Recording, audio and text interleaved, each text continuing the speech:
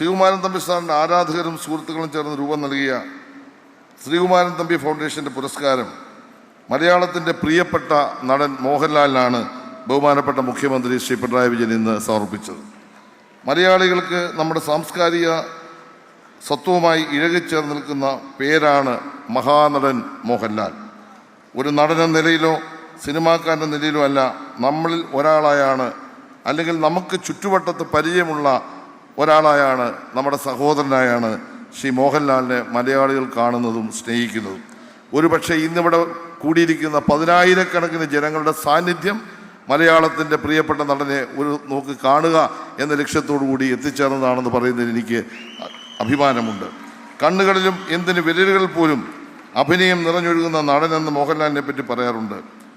മഞ്ഞിൽ വിരിഞ്ഞ പൂക്കളിലൂടെ മലയാളി പ്രേക്ഷകരുടെ മുന്നിലേക്ക് എത്തിയ ഈ നടന വിസ്മയം കഥാപാത്രങ്ങളുടെ സൂക്ഷ്മ സവിശേഷതകൾ പോലും ഉള്ളിലേക്ക് ആവാഹിച്ചാണ് അഭിനയിക്കാറുള്ളത്.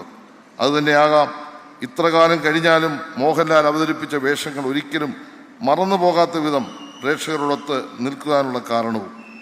നമ്മളെ അത്ഭുതപ്പെടുത്തിയ എത്രയെത്ര കഥാപാത്രങ്ങൾ, സിനിമകൾ, നായകനായും വില്ലനായും രക്ഷകനായും കാവൽക്കാരനായും തമ്പുരാനായും മോഹൻലാൽ വെള്ളിത്തിരയിൽ നടത്തിയ പാർനാട്ടങ്ങൾ സ്വന്തമെന്ന പോലെ ചിരപരിചിതമായി മലയാളിക്കിടയിൽ ഇപ്പോഴും നിറഞ്ഞു നിൽക്കുന്നു.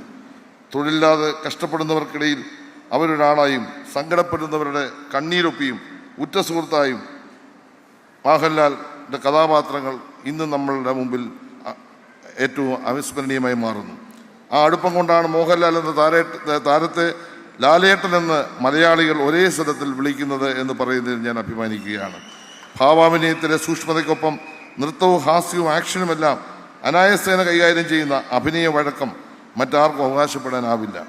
മലയാള സിനിമയിൽ മറ്റൊരു നടനാലും പകർന്നാടാൻ കഴിയാത്ത അതുല്യാഭിനയം കാഴ്ചവെച്ച മോഹൻലാൽ ഇനിയും ഒട്ടേറെ നല്ല സിനിമകളിലൂടെ മികച്ച കഥാപാത്രങ്ങളുടെ പ്രേക്ഷകരെ അമ്പരിപ്പിക്കുമെന്ന് എനിക്ക് ഉറപ്പുണ്ട്.